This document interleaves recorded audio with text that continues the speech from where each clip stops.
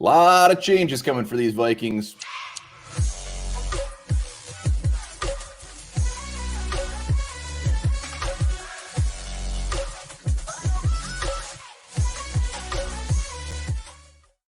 All right, welcome back to Onebar and Lupagus Show. I'm Onebar with Lupagus. It is the morning after a real dick punch of a game. Not a pinch, that'd be different.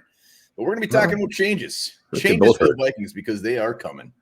Yeah, a lot of changes coming to this roster, to this team, to the overall philosophy of the Minnesota Vikings. We're going to talk about those. Before you do, still feeling sad about the loss yesterday, grab yourself a lift bridge and drink those memories away. I wouldn't blame you one bit for cracking one right now at early in the morning. Maybe they didn't stop. Maybe they're still cracking them. Well deserved. Let's go.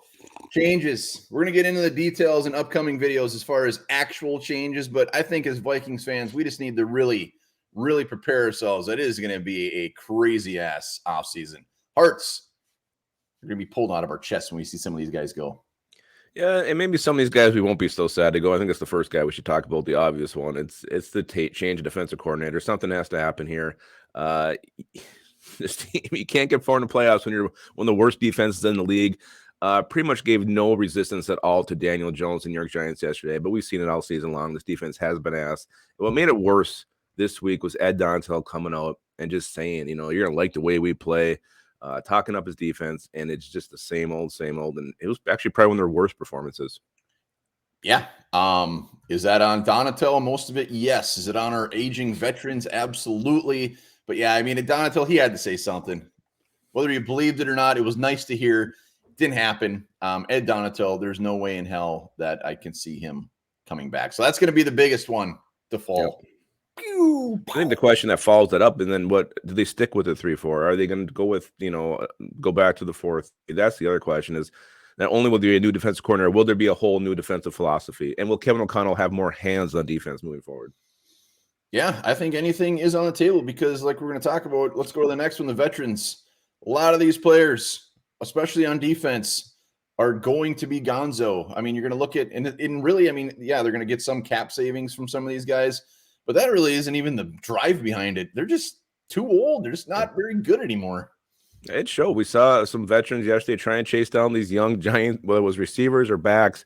They just physically couldn't get there in time. It happened in the linebacker core. It happened in the secondary. And I don't know. I just seem like even the veterans who have been there and who are good, they don't have that fire anymore. Like there's no passion. They're not. I mean, I want some young, hungry guys in there. And I think it's going to be a young defense next year. And hopefully they do have some hunger, itching to prove themselves because these guys who are good on the Vikings defense have all done it before, but physically are losing their capabilities. Yeah, it's going to be very interesting to see where some of these former Vikings will end up, or if they just retire in purple, they move on. That's going to hurt to see some of these guys in some other jerseys. But you know what? Who cares? We need a fresh start. We need some fresh blood. We do. What else you got? Yeah, and let's talk about the approach in the offseason. I mean, last offseason, Kevin O'Connell coming in, Kwesi coming in, doing a little bit of cleanup, getting some of their own guys, but this is kind of their first full season, and now they really get to do some dirty work. So I'm very curious to see what this approach will be. Yeah, I mean, is it going to be more of a teardown? They definitely came in with, we got enough here to compete, and they did. They competed with this roster. Obviously, they made some additions, bringing in like TJ Hawkinson down the road. But, a lot of this was still the Rick Spielman core. So you'll see Kwesi. Obviously, we talked about guys moving off, but, how are they going to look at this? Are they going to, maybe we need a 1-year rebuild and then we're going to regroup and attack? Or maybe they think they can still compete with what they have here. So as they're making this kind of regroup and molding it into the Kwesi shape that he wants. So we'll see. And, the moves they make and who they bring in and how this roster starts to shape up will definitely tell us what their plans are for 2023. You mentioned mold. When you find a moldy piece of bread in your bread, do you throw the whole thing away or just moldy pieces? No, the whole thing goes. Mold on food is one of my biggest fears in this world.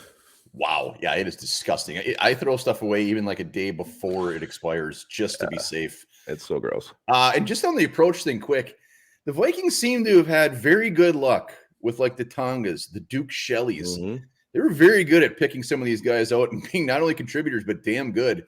And with their cap space issues, I could see them going for more of those little diamonds in the rough. Yeah, Kwesi was great at that. That's definitely one thing you can say about him in year one. He found some gems. Ooh. All right. Final thing, and it kind of goes with the veterans. Do we expect any trades this offseason? I mean, do you think we can offload some of these veterans like a Daniil Hunt or somebody like that and actually get some value back? Well, we only have about 4 or 5 draft picks right now after the trades last year's draft and what, Casey was giving up for guys like Jalen Rager and Ross Blacklock, guys who had huge roles on this team. Yeah, I think you will. You got to try to recoup some of those draft picks you gave away. We don't have a second rounder. I don't know if is it a fourth, fifth. I mean, there's not many draft picks here, so I think he will try to move some guys, get some picks back. And yeah, I mean, Hunter's the one that comes to mind. Probably give you the most. Go. All right, we're going to be breaking down a lot more detail on what changes we expect. Let us know in the comments some changes you want to see or you think will happen, and hit that sub button. Let's get the 9,000 subs, baby. Remember this: facial hair is the fastest growing hair in the male body.